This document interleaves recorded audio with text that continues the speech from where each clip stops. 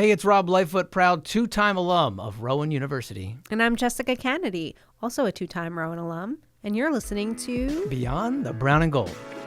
Rowan Radio 89.7 WGLS FM presents Beyond the Brown and Gold, a show that highlights the lives and memories of Glassboro State and Rowan University alumni. Now, here are your hosts, Rob Lightfoot and Jessica Kennedy.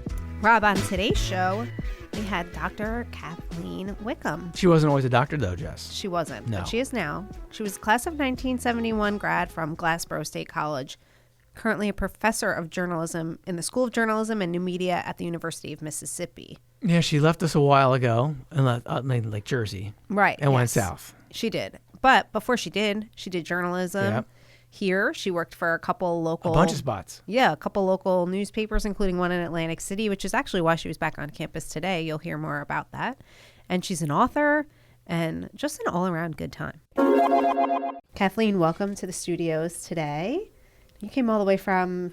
I came from Oxford, Mississippi. Okay, so a little ways away. Yes. All right. Well, when was the last time you were back here on campus? Actually, a year ago, I came back and I met with several members of the Whit and a few others and had a tour of Hollybush. Oh, that's super fun.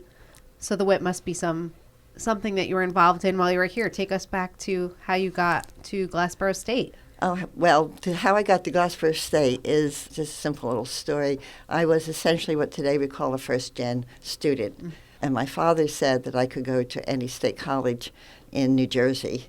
And I chose Glassboro because it was the furthest away. Furthest away from? I grew up in Phillipsburg, up in Warren County. Far away. And not a whole lot of people came south in terms of going to Glassboro. So yeah.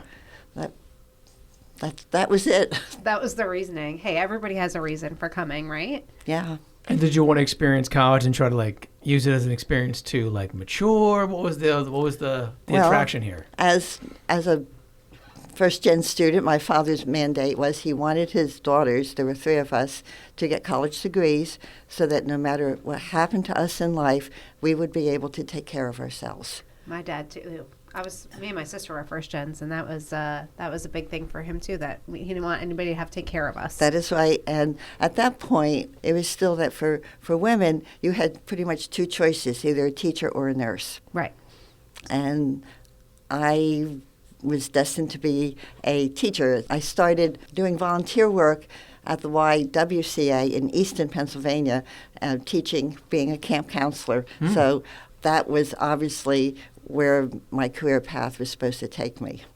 So what did you study while you were here at Glassboro State? Well, I had a strange major. Because of my experience as a camp counselor and working at the YW, I really liked the middle school age kids. And we had a major in, I can't remember if it was middle school or junior high certification. You could either do math, science, or English history. So I did the English history one. And also had a second benefit. You didn't have to take a foreign language. Oh. Now, did you like English history? I loved it. Okay. I loved it. Did you like one more than the other, though? History. Really? Yeah. Well, and I teach media history now. But they were my two favorite areas. And that was the other thing. I couldn't choose which one. And I was able to, through electives, take enough courses to also be certified to teach high school in both subjects. Oh, wow. So you had a good resume when you came out. You were able to do as much as you needed to be able to do. That's right. Now, when you came down here from Phillipsburg, you're obviously, back then, you're not seeing this in a guidebook online. You're not seeing Glassboro. So you came down here to the country and thought, what? I was on my own. I was in college. I was a college girl. And I knew right away that I was going to get involved in campus activities. I tested out of English 101, and we were given a choice of 3 courses to take: creative writing, broadcast, or journalism. And so I opted for journalism. Hmm. It's all making sense. Yeah, now we're putting see how we reversed the piece together? This is good. Among other reasons, the reason we couldn't do broadcast is that at the time women were not on broadcast. Okay, so you couldn't even get on air at that time. Right, and so I started working at the Whit as part of our coursework, and that's became my academic home. So what did you do further? What you did a lot of writing for the I Whit? I did reporting. I think I was the editorial editor 1 year. I think my senior year, I kind of had this funky title, something like executive editor. My roommate was the editor. So That's convenient, right? You're just writing it in your dorm at night when you both can't sleep. that's right. And I got to cover really great stories that fueled my passion for journalism. I knew by the end of my junior year, that's what I wanted to do. But Dad said, no, you were just getting the journalism major. And Dad said, no, fifth year. Yeah. Oh, that's good. You got it. That's it. It was like 4 years, then you're done. Yeah. What were some of those stories, though, that you were Well, looking so you far have to remember I graduated in 1971. So every spring, we never knew if we were going to have final exams because of Vietnam War protests. okay. Okay. And then senior year, the faculty took a strike vote. Oh, wow. And that was my story. Were they going to go on strike? Would we have final exams? Would we have graduation? Wow. And don't leave us hanging. What happened? They didn't go on strike. Okay. So we had those darn exams. I know, I was going to say, great for the school, kind of a bummer Yeah, for the but students so- that were hoping not to take a final. So there was really engaging in important stories, not just campus life, Yep. which is important, but it took me outside of campus life. Do you think being here during the time of the Vietnam War, that must have been super impactful because there was so much change and going on in the world and so much growth actually as well. So And that was the beginning when women were being told you can do things. yeah. You don't have to just be, I hate to say just teachers and nurses, because I don't mean that as a sub major. Very important to have teachers and nurses, but you had more opportunities. Yeah. And so this was also part of, I tell the story to my students. So my high school offered me a job teaching high school English. I had the contract in hand. Why? I was applying for newspaper jobs. Okay. And I was a very dutiful, I really never bucked the parents type of person. And I remember I was helping with cleaning the dishes, and Mom comes out in the kitchen and says, well, why don't you try teaching for a year? If you don't like it, go into journalism.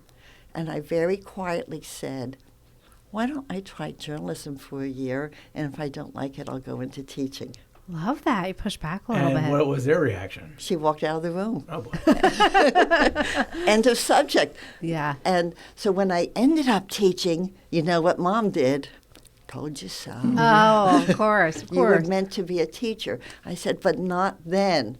I was too young. Yeah. You kind of had to, it seems like you needed to kind of blaze your own path because you came all the way here from, North Jersey. You were kind of looking to set like your own path. And talk about like the I guess the professors here who kind of helped shape some of your writing skills. Well, the first one would be Ben Resnick, Yeah. who was who taught the journalism classes and was the Whit advisor. And he was definitely a mentor. He definitely encouraged all of us to do everything that we could do and gave us free rein to cover stories with all his support. So Ben Resnick is certainly probably the most influential professor that I had. And the second one that I remember with great fondness was Dr. Mitchell, who taught English literature. And he was a cantankerous person, but for some reason I got him. And I mean, he would come out with stuff, and I just adored him as a second teacher. And there were others whose names I can't remember right now, but there were a few others. So let's talk about that first year when you were pursuing journalism, because you said, I would like to do this, give me a shot. What did that look like for you? I landed my first job in Dover in Morris County at a 25,000 circulation paper, and I had a wonderful mentor there. And I quickly landed the top beat assignment in municipal government. And I have to tell you, I worked with her on a project like 2 years out of school that sent some politicians to jail on bribery conspiracy charges. Oh, congratulations. And Super I was fun. hooked. I was hooked. I learned how to do investigative reporting on that paper. And Wow. I joke that was my master's degree, the 4 years I spent there. Oh yeah, that's a perfect amount of time. I would have gotten so hooked into something like that. Once you have that experience, and had that. I mean, that's transformational. It was. Any other good stories from your time there that you recall? And well, in Dover, let me think. That's the biggest one that I remember telling my students. Yeah. Other than the influence of what a senior reporter can do for you if you're willing to do the work. And then what happened after that sort of? Then I went to the Atlantic City Press for 2 years because I always wanted to work down the shore, and Mom and Dad said, not happening. I'm seeing a little trend here of you bucking your parents. I like it. And I worked there for 2 years, and I did a couple stories that led to grand jury investigations. I mean, this investigative journalism thing was, I kept looking in data, and then after 2 years, the Star-Ledger hired me to be the Atlantic City bureau chief in 1978, the year casino gambling came to town. Ooh, fun. Now, is the Star? No, I am a South Jersey cat. I know of the Star-Ledger, and I know it was a big paper back in the days. It's still sort of like no?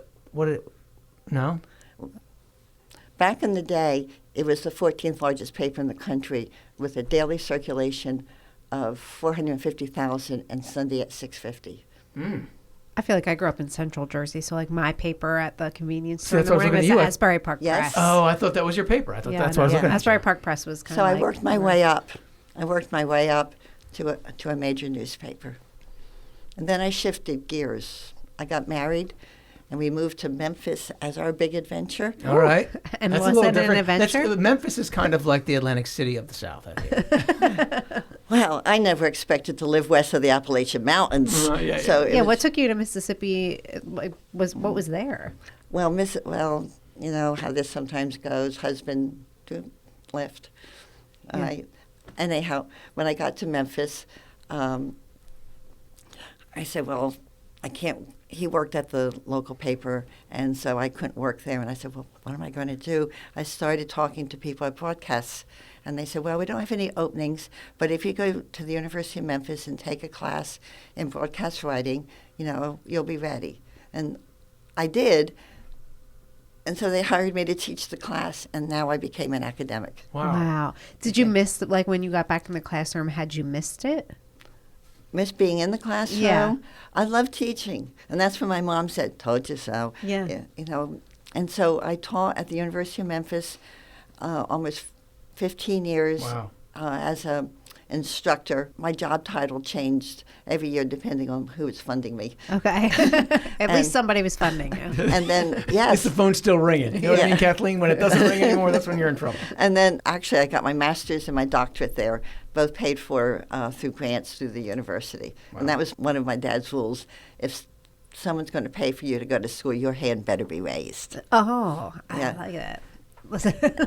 And so then I had to get a real job, a full-time job because of personal situations. And the University of Memphis, University of Mississippi hired me because I had developed a specialty in what we called then computer-assisted reporting, is now known as data journalism. Okay. i.e. investigative type reporting using computer tools. And so I've been there for 25 years.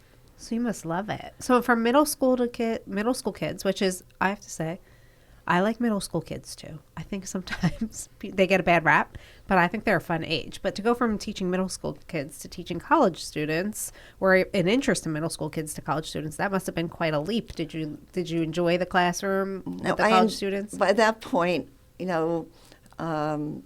that wasn't an issue. I enjoyed the interaction with young adults. Yeah. Also, I had matured. I grew older. Yeah, sure. I grew more confident in my skills. And could you see a young Kathleen in the classroom that you were teaching? Often. Yeah. Yeah. You see the shy kid in the class, and you see the kids who's not so sure, and you reach out to them and check in with them. Always. So that was you in Glassboro. You were the shy kid that came from Phillipsburg that knew you didn't know anybody here. Right. Who had to sit in the front row because she wore glasses and couldn't see the board. That's okay. We all have those problems. Yeah. I've been wearing glasses as long as I can remember. Well, me too. Yeah.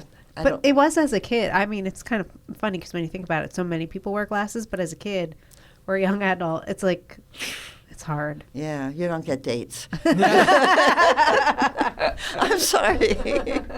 Now, I have to say, you were coming from this, from New Jersey, and you're going down south. Did anybody? I'm sure you picked up some accents while you were down there. Did anybody say, what part of New York are you from when you were down? Always. They think I'm from New York quite frequently. Well, I don't hear any accent in you now for as many years as you've been down there. You actually never lose your accent that you were born with. Your accent is pretty well developed before you start school. Wow. I've picked up mannerisms. I say you all. I'll say yes, ma'am more frequently. Yeah. But people know immediately, they go, you're not from here, are you? Well, I would never even think that you couldn't change, because sometimes I've been in, so I grew up in Central Jersey, probably have more of a North Jersey accent, but when I came to South Jersey, I've been in South Jersey since I came here, I feel like now I kind of talk a little bit more South Jersey, but... You're still a little fast, but you're still on pace for Philly. I think you're good. Oh, Philly? Yeah. No, you're good. You're good.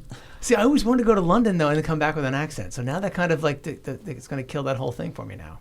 Yeah, probably. I really wanted that. Well, you could pretend. Okay. It comes out Australian. Actually, if you go to London and you speak like an American, maybe people will just love that about you. Probably not. I don't think people love Americans. No. But I was going to say, wouldn't that be nice if you went and they were like, oh, you sound like an American. Tell us more. No, it's totally different. It's totally different. All right, so now how many years have you been now at University of Mississippi? 25. 25 years. And obviously the classes have evolved, the students have evolved. Can you sort of talk about that? How the classes, well, yes, the students today don't have as much confidence as the other students, and we tend to attribute it to the pandemic. Or a greater awareness of mental health issues. We've had a big push on campus for mental health issues this year, and such that I now include on my syllabus a paragraph, if you're having mental health issues, here's where you go for resources. That's great that you include that. And we've never had to do, that's new. Yeah. That's new.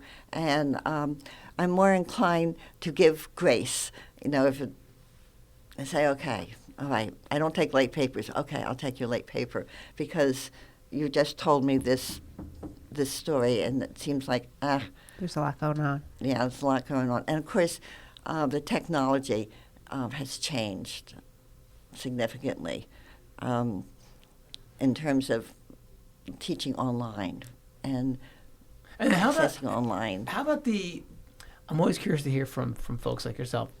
How about the writing skills themselves? Because we're in such a texty world now, short sentences, and really, I guess, the traditional maybe syntax that maybe we all learned growing up.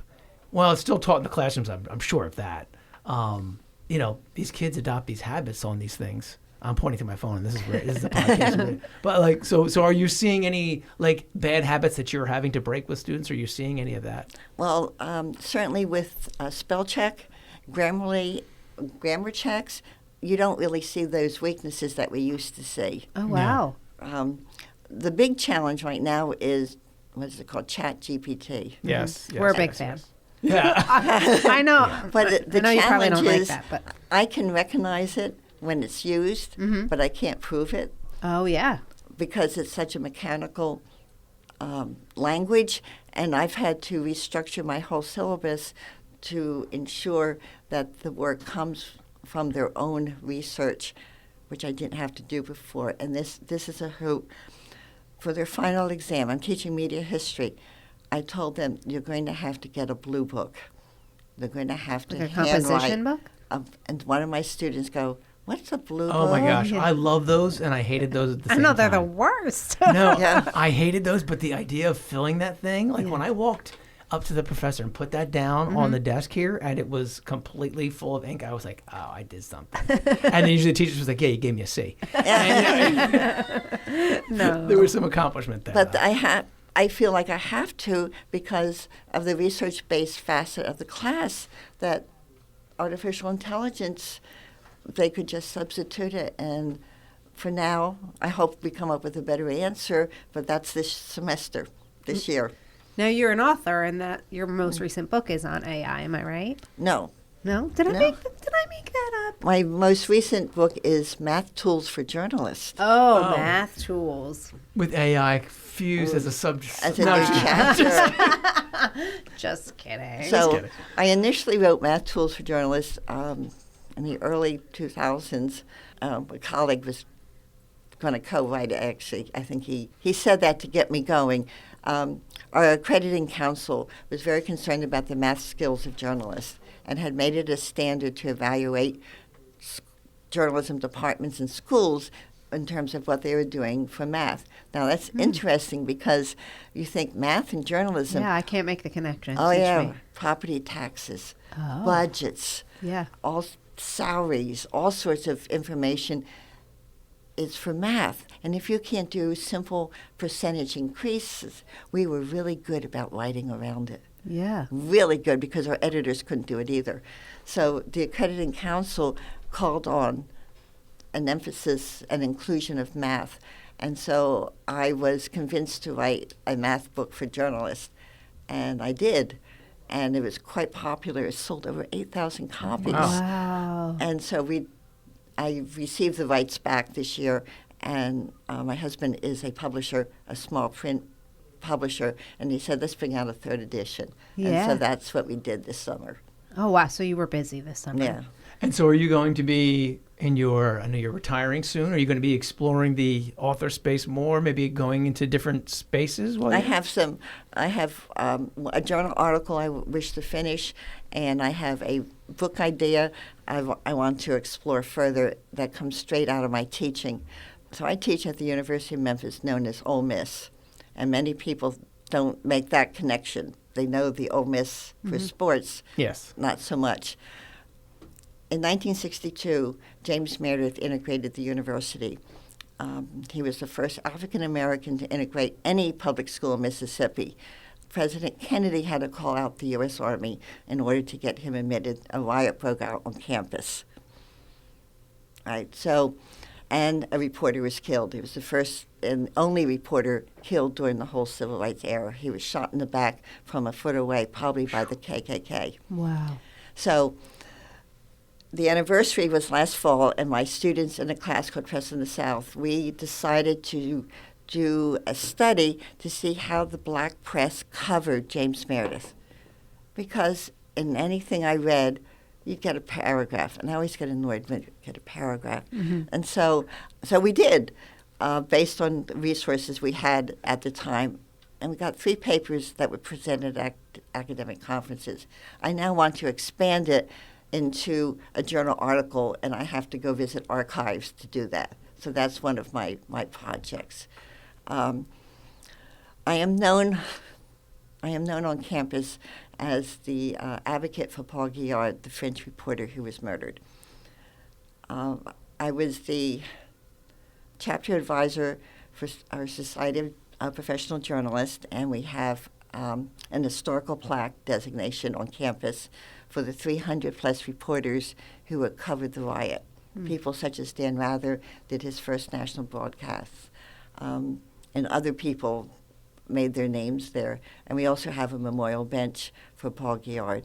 And so that's what I'm known for best on campus, is that plaque in front of the building, the historical plaque. But that has also led to a lot of civil rights research. The major project is to do the rest of the black press research and do a journal article for that. Oh, the other one is I'm thinking of a book for media history that reflects better DEI issues. The traditional media history books, women get a little box, African Americans get a little box, minorities aren't included in this story of media history in this country.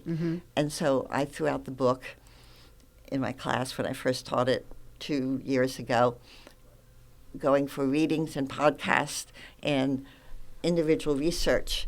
And I'm thinking some kind of project that will tell the story of American journalism, not just through the East Coast white elites, but also through the voices of women and minorities.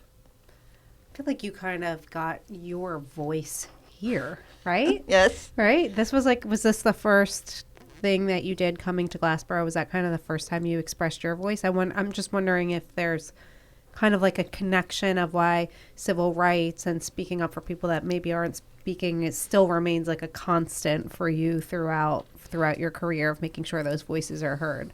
It's a very personal story in many ways. When I was in high school, my older brother became disabled from a brain tumor. Mm-hmm. And at that time, people with disabilities had no rights. Literally, when my parents sought to get him enrolled in school, and the superintendent said, "Oh, well, he's 16, he can drop out." And my parents said, "Oh, no." And when my father showed him a copy of the state constitution that said every child in New Jersey is entitled to a free and public education, he said, "Who gave you that?" Wow. So my parents went to Trenton and eventually got him the services he needed. So there's that disability rights thing. Mm-hmm. And then very sadly, my oldest son was severely disabled from severe autism. And I remember going to an autism society meeting, and a man there said, "Well, I've been working on this committee for 14 years. I looked at him and said, "And I've been working since I was 14 years old." Yeah, I love that. So I've asked that by my students, and I tell them both portions of that story, and I say, in many ways, we're in the same church but different pews. Yep. Yeah, absolutely. And so there, and even, I remember even my mom asked me, I said, "Mom, if I'd been in the East Coast, I probably would have been in Appalachia doing the same thing." That is just my life experience. And of course, the work I did at the YWCA, I was with the diverse people there. Mm-hmm. To me, diversity was life. Yeah, it was normal. It was normal. It was very normal. Yeah. So that's a long answer to your question, but we carry with us all our life experiences, and we make our choices as we go, which path we're going to take, and we have to take responsibility for our choices. And for me, apparently the choices I made had to do with those whose voices could not be heard, and that starts with journalism. All our stories that we write, we are telling people's stories and giving them a voice because we know how to connect with government. The average citizen doesn't know how. Yeah. I think there's a ton of, I think what's exciting about journalism and just writing in general and communications is the fact that there are so many opportunities now for students that before the path was, all right, you want to be a journalist, so you're going to be in a newspaper or you're going to be, now there's so much need for content and there's so many different avenues that they can pursue that it's really a rich field. It is. And we have lots of platforms for sharing, some not so good, some very good, Yep. But we also can reach people. There's no excuse for writing a story that doesn't have good sources. Go to Google. You can Not find ChatGPT, Google. No, and you can find a source, an expert on anything, and you can contact them. We're not limited to our geographic area anymore, so we can write better stories with greater depth and breadth than anything I ever could have written. And I think journalism is, I think over the past maybe 5-8 years, we've seen the importance of journalism and how important it is to maintain that as a field, yes. a well-respected field. If we lose journalism, we lose democracy. That's the bottom line on that, because the First Amendment charges us to monitor the actions of government and institutions, and we are the gatekeepers. At least that's how I view it. Yeah, I agree. Yeah. So one of the choices you made, obviously, was coming here today, and the other one was going out before our interview to go peruse the campus a little bit, show off Bunce Hall. Tell us about some of the memories that sort of flooded back before you stepped behind the mic there. Well, we walked into Bunce Hall, and I told my husband, showed him the green where graduation is, and where I sat. I said, "You know where I sat?" His last name is Wells. I said, those of us at the end of the alphabet, we know our place in life. Yeah. I went Wickham from and Wells. Woodruff and Wickham. I mean, I just can't move up. No. And I said, and I told him, the story of graduation, and we walked into Bunce Hall, and it just flooded with memories because almost all classes at that time were in Bunce Hall, and I think there were 2 other academic buildings that came online. Glassboro was growing rapidly then. In fact, my dorm was Mimosa Hall. My dorm was so new. Yeah. We didn't have shower curtains for a week. Oh, my God. Wow. What a fun way to enter college. Yeah. Everybody, you didn't know, but you get to shower in front of everybody. Well, no, because they had suites. It was 3 rooms that shared a bathroom. Yeah, that's a lot. So Yeah. I'd be a that's little lot. upset if I didn't have a shower curtain. Yeah, but so we were growing fast there. Yeah. And the gym was new. I think Wilson Hall was new. And the field, where all the athletic fields, was a muddy field.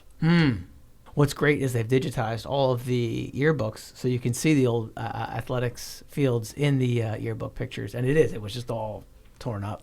And you mentioned in a dormitory, I only got to live in a dorm a year, freshman year. We didn't have enough space. Okay. So you entered a lottery, and if you were lucky, you got a second year in a dorm. We essentially lived in rooming houses, not boarding. Boarding means you get food. So but everyone in town rented out rooms. Okay. Do you in remember- their house? Like, did you live with a family? Well, essentially, yes. Wow. But you didn't interact with the family. Okay. It's like the Couldn't first, look it's like at the them? first version of Airbnb. Yeah. You know what I mean? It was. And so we lived in a little house on the other side of the athletic fields. It's not there anymore. It was called Blue Jay Acres. And so It's not there anymore? I was No. going to say we should go there to the No, it's not there. I checked it out. And so frequently, we walked. We walked over to the cafeteria. We didn't get food. That's kind of a wild thought that you just go live. Like, imagine now if we had students and we're like, go find a local family to hang with, but don't talk to them. Yeah. But no, To me, it sounds amazing. But I don't know. No, but so what's happening now for folks listening who maybe not back to the borough in some time, the perimeter of the campus really is becoming, all students now as some of the locals decided to rent out their houses and such. So obviously we have plenty of housing on campus. It's just a matter of these, young cats want to sort of do their own thing off campus there and have their own life. So they are living in these houses again. So It's kind of funny how like history has not repeated itself, but there's just generations of alums that are maybe in the same dwelling. So. and that was one thing as we were driving around, and I said there's no separation here between town and campus. No. It is it's all blended. campus. Yeah. It's blended. Yeah. And I said it has grown into a classic college town. Are you making this an annual return to campus? Or? Well, one of the reasons we came last year and this year is I judged the national journalism headliners in Atlantic City, and so we tagged it onto it. Is it always in Atlantic City? Yes, it is initially sponsored by the Press Club of Atlantic City, and it was established, well, this is our 90th year. I think it's older than the Pulitzers. And we have, takes a week to judge 80 categories across all platforms. Wow. And so I initially contacted, I think the journalism department that probably doing, I wanted to do a lecture on campus. Yeah. All right, that's why. All right, I'll be honest. I wanted to have a chance. I really thought that that was the initial way I thought I could interact with campus, because we have guest lectures all the time. Yeah. Alum come back all the time. And I thought, well, I have a story to tell, and that was what the initial contact was. So we haven't gotten to that, been able to do that, but I got to do a podcast. Yeah. So and Kathleen, Find ways for you. I want to brag, Jess. Go ahead, brag. I was a headliner winner. excellent. Thanks for whatever you did back then, because it helped. Okay. And going back to Atlantic City to judge, that's like going back to your early journalism It roots. is. It That's so is. cool. It's like really full circle to be able to keep doing that. And I used to always tell my family, I need salt and sand in the summer. oh my gosh, me and- too, Kathleen. And I just agree. remember, I'll remember at Christmas. Uh-huh. It's kind of, it's in our blood. If you're from Jersey, we're the only ones who say down the shore. Yes. I agree. I grew up in Central Jersey, 10 minutes from a beach, moved here. I'm at least an hour from any beach. And that's even a struggle. I mean, I'm lucky some people aren't even that close, but that's even a struggle because I'm like, I used to drive 10 minutes and be able to put my feet in the sand. So now anytime I'm like sort of within a few miles of a beach, I'm like, must stop and smell the ocean, must put my feet in the sand. Like, I agree. I need to be beachside and in my retirement. That's my goal. We're glad to have you back here and experiencing the campus, and I can't wait to have you back for more years moving forward. Tomorrow I'm going to get a pork roll sandwich. Yes. Love it. Now, Kathleen did a lot of good things there, Jess. Amazing things. Great career and such like that. I think, but one of the big takeaways that I'm going to come away with is she calls it pork roll. Yes. Well, okay. Also, can we talk through that a little bit? A little bit. Okay. Pork roll is what I say. I'm from Central Jersey. She's from North Jersey. And you also say pork roll, and you're from PA. So, like, who are the people saying Taylor ham? It's everybody from, like, Trenton and up, I think. No, I grew up Trenton and up. All right, it's everybody north of Trenton and up. Okay, Is that better? Well, she was north. That's what I'm saying. She was Phillipsburg. We've covered all the like 3 areas of the state, and we all said pork roll. So I'm just wondering who the weirdos are that say Taylor ham. So I'm not sure. Probably some of our listeners. So we won't butcher that too much. But she was lovely. So now Dr. Wickham is going to be retiring. Yep, and she's going to have plenty of time to do some other things, which she's going to enjoy. She's going to write. She's going to write some more. Sounds like she's got a lot of ideas. Yeah, journalism, a couple books. Mm-hmm. And we talked to her a little bit off air. We're going to get her back. We are going to get her that guest lecture that she's hoping. Well, you promised her that, so you got to get her back. I mean, listen, between the team, we'll be able to get her back in a classroom because she's got such great classroom experience. Yeah. We got to get our students. Yeah, we know a few people. We can make it work. Yeah, we'll pull some strings for Dr. Wickham, who was on today's show. We loved having her. If you're interested in being a guest on the show, you can visit go.rowan.edu/BTBG guest. You've been listening to Beyond the Brown and Gold on Rowan Radio 89.7 WGLS FM. You can find more episodes on your favorite podcasting platforms by searching for Beyond the Brown and Gold or Rowan Radio On Demand.